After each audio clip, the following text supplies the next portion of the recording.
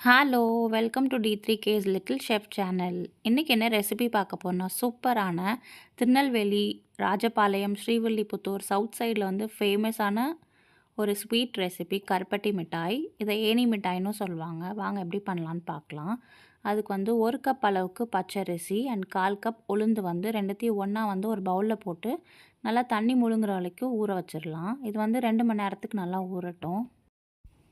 இந்த ரெசிபி வந்து பார்த்திங்கன்னா அவ்வளோ டேஸ்ட்டாகவும் நல்லா ஜூஸியாகவும் இருக்கும்.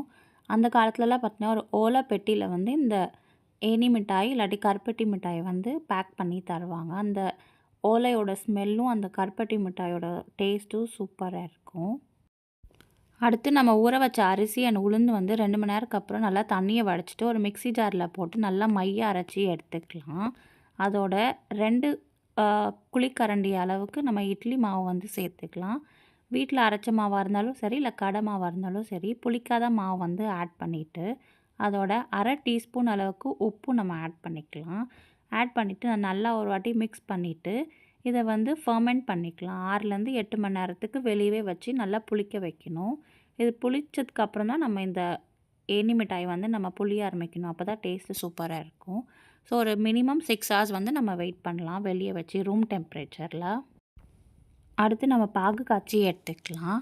கருப்பட்டியை வந்து உங்களுக்கு சாஃப்டாக இருக்குன்னா இந்த மாதிரி கத்தி வச்சு நம்ம கட் பண்ணி எடுத்துக்கலாம்.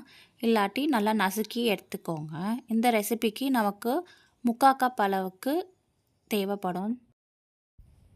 அதுக்கப்புறமா ஒரு ஒயிட் பேனில் 1 கப் அளவுக்கு தண்ணி ஆட் பண்ணிக்கலாம். ஆட் பண்ணிவிட்டு நம்ம ஆல்ரெடி கட் பண்ணி வச்சுருக்க 3/4 கப் அளவுக்கு கருப்பட்டி வந்து நம்ம ஆட் பண்ணிக்கலாம். 3/4 கப்பு வந்து கரெக்டாக இருக்கும். சப்போஸ் உங்களுக்கு இனிப்பு ஜாஸ்தியாக வேணால் நீங்கள் 1 கப் அளவுக்கு கருப்பட்டி ஆட் பண்ணிக்கலாம். ஆட் பண்ணி அது கரைஞ்சதுக்கு அப்புறமா ஃப்ளேமை வந்து ஆஃப் பண்ணிவிட்டு நம்ம வந்து ஒரு வாட்டி வடிகட்டி எடுத்துக்கலாம். ஸோ தட் தூசி எதுவும் இருந்துச்சுன்னா நமக்கு வந்து அதில் ஸ்ட்ரெயின் ஆகிடும். அதுக்கப்புறமா இதே பேனில் நான் வடிகட்டிட்டு நம்ம ஆல்ரெடி வடித்த பாகை வந்து நான் அதில் ஊற்றிட்டு நல்லா ஹை ஃப்ளேமில் வச்சு நம்ம 1 ஸ்ட்ரிங் கன்சிஸ்டன்சி வரைக்கும் குக் பண்ணி எடுத்துக்கலாம். இப்போ பார்த்திங்கன்னா அந்த டஸ்ட் எல்லாமே வந்துடுச்சு. இதோட வாசனைக்காக 1/2 டீஸ்பூன் அளவுக்கு இஞ்சி பொடி வந்து ஆட் பண்ணிக்கலாம். அதாவது சுக்கு பொடி. இது கண்டிப்பாக ஆட் பண்ணுங்கள், டேஸ்ட்டு சூப்பராக இருக்கும். அதோட 1 டீஸ்பூன் அளவுக்கு கார்டமம் பவுடர் வந்து ஆட் பண்ணிக்கலாம், ஏலக்காய் தூள் வாசனைக்காக. ஆட் பண்ணி நல்லா நுர வர வரைக்கும் கொதிக்க வச்சு நம்ம எடுத்துக்கணும். ஒரு கம்பி பதம் சொல்லுவோம் இல்லையா, அந்த அளவுக்கு நல்லா கொதிக்க வச்சு நம்ம எடுத்துக்கலாம் பாகு. உங்கள்கிட்ட சுக்கு பொடி இல்லை அப்படின்னா நீங்கள் இஞ்சி வந்து கொஞ்சமாக தட்டிட்டும் நம்ம ஆட் பண்ணிக்கலாம். இப்போ பார்த்திங்கன்னா பாகு நல்லா 1 ஸ்ட்ரிங் கன்சிஸ்டன்சிக்கு நல்லா காய்ச்சியாச்சு. இப்போ இதை ஓரம் வச்சுட்டு நம்ம வந்து மிட்டாய் வந்து பிழிய ஆரம்பிக்கலாம். கரெக்டாக 6 மணி நேரத்துக்கு அப்புறம் பார்த்திங்கன்னா மாவு வந்து நல்லா திக்காக இருக்குது. நம்ம வந்து மாவு அப்படியே ஒரு வாட்டி மிக்ஸ் பண்ணிவிட்டு கையில் எடுத்து ஊற்றும் போது அப்படியே ஃப்ளோயிங் கன்சிஸ்டன்சியில் இருக்கணும். அதுதான் பதம்.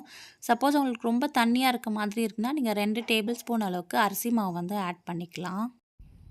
அதுக்கப்புறமா மாவு வந்து ஒரு பைப்பிங் பேக்கில் வந்து நம்ம ட்ரான்ஸ்ஃபர் பண்ணிடலாம். பண்ணிவிட்டு ஒரு சின்ன கட் பண்ணிவிட்டு நம்ம பிழிய ஆரம்பிச்சிடலாம். எண்ணெய் வந்து மிதமான சூட்டில் இருக்கணும். நம்ம ஃப்ளேம் வந்து லோ பண்ணிவிட்டு நம்ம கொஞ்சம் கொஞ்சமாக இந்த மாதிரி புழிய ஆரம்பிக்கலாம். பார்த்து எண்ணெயில் வந்து கொஞ்சம் ஜாக்கிரதையாக ஹேண்டில் பண்ணுங்கள். இப்போ பார்த்திங்கன்னா ஃப்ளேம் வந்து நம்ம மீடியமில் வச்சிடலாம், லோவிலேருந்து. ஒன் சைட் குக் ஆனதுக்கப்புறமா நம்ம திருப்பி போட்டுக்கலாம். உங்களுக்கு இந்த மாதிரி கரண்டியில் எடுக்க வரலன்னா நீங்கள் வந்து சாப்ஸ்டிக் கூட யூஸ் பண்ணிக்கலாம். யூஸ் பண்ணி இந்த மாதிரி திருப்பி எடுத்துக்கலாம். இதை ஃபுல் ப்ராசஸுமே நம்ம மிதமான சூட்டில் வச்சுட்டே நம்ம ஆயிலில் வந்து ஃப்ரை பண்ணி எடுத்துக்கலாம் 2 பக்கமும். இது குக் ஆகிறதுக்கு கரெக்டாக ஒரு 4 to 5 மினிட்ஸ் ஆகும் மீடியம் ஃப்ளேமில். ஸ்லைட்டாக கோல்டன் ஆனதுக்கப்புறமா நம்ம எண்ணெயிலேருந்து எடுத்துடலாம். எடுத்துகிட்டு இப்போ வந்து கருப்பட்டி பாகில் வந்து நம்ம ஆட் பண்ணணும். நம்ம இதை ஆட் பண்ணும்போது கருப்பட்டியை வந்து நல்லா ஹீட் பண்ணிவிட்டு நம்ம ஆல்ரெடி பிழிஞ்ச மிட்டாயை வந்து இந்த மாதிரி ஒரு 2 hours ஆர் 1 hourக்கு வந்து நல்லா சோக் பண்ணிவிட்டு அதுக்கப்புறமா நம்ம சர்வ் பண்ணலாம். போட்ட உடனே நீங்கள் எடுத்துட்டிங்கன்னா அந்த பாகு வந்து உள்ளே இறங்காது, மேலே மட்டும் கிறிஸ்பியாக இருக்கும். ஸோ நல்லா இம்மர்ஸ் பண்ணி நல்லா ஊறட்டும். இந்த மிட்டாய் வந்து பாகில் எவ்வளோக்கு எவ்வளோ ஊறுதோ அவ்வளோ டேஸ்டியாகவும் ஜூஸியாகவும் இருக்கும். ஸோ தட் நம்ம பாகு வந்து நல்லா அந்த மிட்டாயில் வந்து நல்லா ஊறி போய் டேஸ்ட்டு சூப்பராக இருக்கும், கிறிஸ்பியாகவும் ஜூஸியாகவும். அவ்வளோதாங்க, அட்டகாசமான சவுத் ஸ்டைல் கருப்பட்டி மிட்டாய் ரெடி. நீங்களும் இந்த ஆத்தென்டிக் ரெசிபியை ட்ரை பண்ணிவிட்டு கமெண்ட்டில் சொல்லுங்கள். இந்த வீடியோ உங்களுக்கு பிடிச்சிருந்துச்சுன்னா லைக் பண்ணுங்கள், ஷேர் பண்ணுங்கள், சப்ஸ்கிரைப் பண்ணுங்கள் அண்ட் கண்டிப்பாக ட்ரை பண்ணிவிட்டு கமெண்ட்டில் சொல்லுங்கள். தேங்க்யூ.